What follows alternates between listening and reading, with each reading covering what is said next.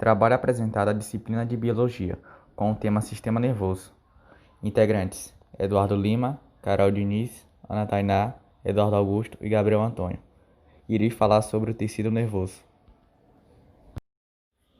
O tecido nervoso está dividido da seguinte forma: sistema nervoso central e sistema nervoso periférico. No sistema nervoso central, ele é dividido em duas partes, encéfalo e medula espinhal. Ambos exercem a função de processamento e integração de informações. E no sistema nervoso periférico, ele é dividido em duas partes, nervos e gânglios. Ambos exercem a função de condução de informações entre órgãos receptores de estímulos, o sistema nervoso central, e órgãos efetuadores, músculos, glândulas e etc. O sistema nervoso central e o sistema nervoso periférico estão localizados nessas regiões do corpo humano, como mostra a imagem. O encéfalo humano tem cerca de 1,4 kg nas pessoas adultas e preenche totalmente a caixa craniana. Ele está ligado à medula espinal, um cordão cilíndrico com cerca de 1 cm a 1,7 cm de diâmetro, que percorre o meio de nossas costas, alojado no interior do canal formado pelas perfurações das vértebras da coluna vertebral. Tanto do encéfalo quanto da medula partem os nervos, filamentos embranquiçados e finos que se ramificam e atingem todas as regiões do corpo. Agora vamos falar sobre os gânglios nervosos. São aglomerados de células nervosas envoltos por uma cápsula de tecido conjuntivo fibroso que ocorre em certos nervos. O tecido nervoso é composto pelos neurônios e pelos gliócitos. Até pouco tempo atrás, acreditava-se que o número de neurônios era cerca de 10 vezes menor do que o de gliócitos. Em 2005, utilizando um método inovador de contagem de células, os pesquisadores brasileiros da Universidade Federal do Rio de Janeiro demonstraram que o cérebro humano tem 86 bilhões de neurônios e números equivalentes de gliócitos. Os neurônios são células especializadas na condução de impulsos nervosos. Ele está dividido em três partes: corpo celular, axônio e dendritos. O corpo celular é onde se concentra o citoplasma e o núcleo celular. O axônio geralmente é bem mais longo que os demais denominados dendritos.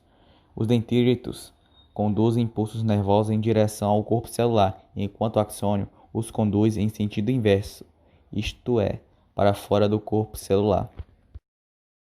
Os neurônios podem ser classificados em três tipos básicos: multipolares, bipolares e pseudo-unipolares.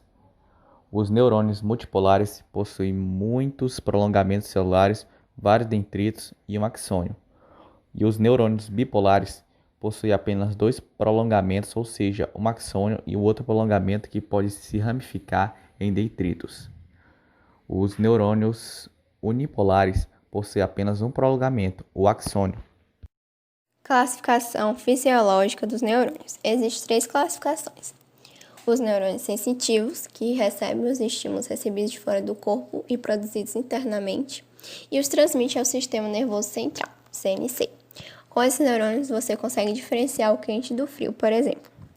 Existem também os neurônios motores. Eles recebem as informações do CNC, ou seja, o sistema nervoso central, como já dito, e as transmite para os músculos e glândulas do corpo. Eles basicamente são os responsáveis pelos estímulos motores. Eles fazem com que você consiga digitar, comer e levar o garfo até a boca, por exemplo.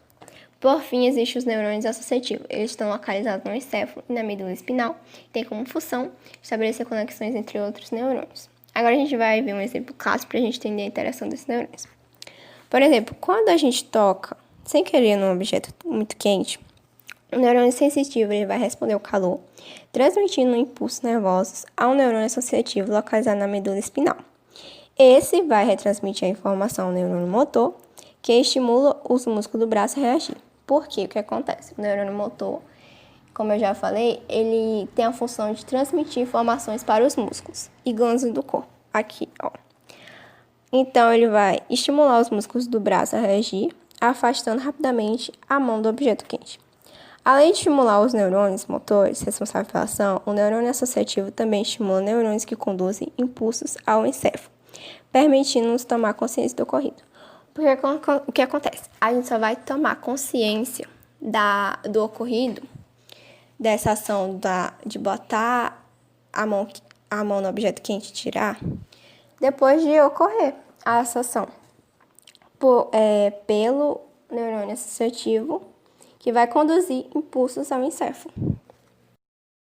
Os corpos celulares de outros neurônios do sistema nervoso periférico, tais como os neurônios sensoriais que fornecem informações sobre tato, posição, dor e temperatura, estão localizados fora do sistema nervoso central e são encontrados em aglomerações conhecidas como gânglios. Os axônios dos neurônios periféricos que percorrem uma rota em comum se agrupam para formar nervos. Já as neurofibras estão geralmente agrupadas em feixes. Quando esses feixes estão no interior do sistema nervoso central, são chamados de tratos nervosos. Substância cinzenta e substância branca. A camada mais externa do encéfalo tem cor cinzenta e é formada principalmente por corpos celulares de neurônios. Já a região encefálica mais interna tem a cor branca e é constituída principalmente por fibras nervosas, tais como dendritos e axônios. A cor branca se deve à bainha de mielina que reveste as fibras. Na medula espinhal, a disposição da substância cinzenta e branca se inverte em relação ao encéfalo. A camada cinzenta é interna e a branca externa. Gliócitos. As células gliais compõem o tecido nervoso junto com os neurônios. As células da glia, também chamadas gliócitos ou neuroglias, podem ser de dois tipos, as microglias ou as macroglias. Mas primeiro vamos falar da função. As glias, além de nutrir, proteger e ajudar na sustentação do tecido nervoso, também regulam a sinapse pelos neurotransmissores. Também são responsáveis pela neurogênese, ou seja, formação de novos neurônios. Como já falado, existem dois grupos, as microglias e as macroglias. As microglias são células bem menores do que as outras glias. Possui corpo celular com poucos prolongamentos, com algumas ramificações curtas. As microglias têm função semelhante às dos macrófagos, ou seja, células do sistema imunitário, isto é, fazem a fagocitose. Ela também está relacionada com a proteção do sistema nervoso e são ativadas quando há lesões, infecções ou doenças degenerativas, o que a faz proliferar intensamente e realizar a fagocitose de agentes invasores como o vírus. Agora eu vou dar um breve resumo da macroglias, que ainda vão aprofundar ela. As macroglias originam-se da placa neural do embrião e constituem a maioria dos gliócitos. Elas estão relacionadas principalmente ao preenchimento e revestimento do tecido nervoso e à astroglia. Os astrócitos são encontrados no sistema nervoso central, têm o formato estrelado e são o tipo celular mais numeroso e com mais diversidade de funções. Entre as suas funções, podemos destacar a função de sustentação, controle da composição iônica e molecular do ambiente onde estão localizados os neurônios, transferência de substâncias e entre outras atividades. Os astrócitos podem ser classificados como astrócitos protoplasmáticos ou astrócitos fibrosos, de acordo com Os oligodendrócitos são células que estão presentes no sistema nervoso central, possuem núcleo esférico e são células menores que os astrócitos. Os oligodendrócitos são células responsáveis pela produção da bainha de mielina em neurônios presentes. As células de Schwann, assim como os oligodendrócitos, são responsáveis por formar a bainha de mielina. Porém, esse tipo de célula envolve neurônios que estão presentes no sistema nervoso periférico. As micróglias são células com pequenos prolongamentos que se destacam por sua capacidade fagocitária. Elas estão localizadas no sistema nervoso central, Bom, irei falar sobre a sinapse nervosa elétrica e neurofibras. A sinapse nervosa, o seu sistema nervoso, no caso do ser humano, é formado por uma complexa rede de neurônios interligados. A estrutura altamente elaborada dessa rede nervosa garante a comunicação eficiente entre todas as partes do corpo e o sistema nervoso central. A região de proximidade entre a extremidade de um axônio e a célula vizinha, por onde se dá a transmissão do impulso nervoso, é chamada de sinapse nervosa. As sinapses nervosas geralmente ocorrem entre um dendrito de outro e o axônio de um neurônio, mas também pode haver sinapse entre um axônio e um corpo muscular, nesse caso sendo chamado de sinapse neuromuscular.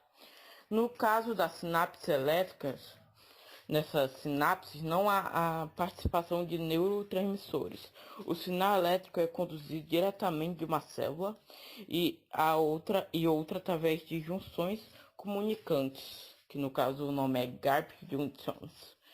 Essas junções são canais que conduzem íons, obtendo respostas quase imediatas. Isso quer dizer que o potencial de ação é gerado diretamente. Sinapses elétricas também podem ocorrer entre células da musculatura não estriada e entre células da musculatura. As neurofibras mielinizadas são neurônios que possuem uma capa de mielina em volta do axônio. Essa capa é composta por lipídio e por isso tem a função de proteger e isolar eletricamente o ozônio, sendo extremamente eficiente para o neurônio, pois faz com que o impulso passe mais rápido por ele.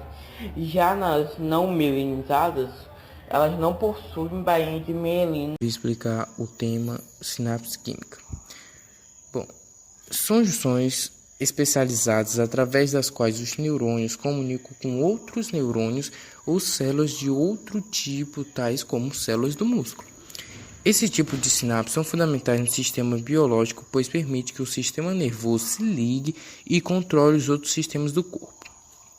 Nas sinapses químicas, são libertadas substâncias químicas, os neurotransmissores, para um espaço, a fenda sinântica adjacentes às células seguintes. No final das transmissões, os neurotransmissores são eliminados da fenda sinântica e estado a sinapse novamente disponível para o outro impulso.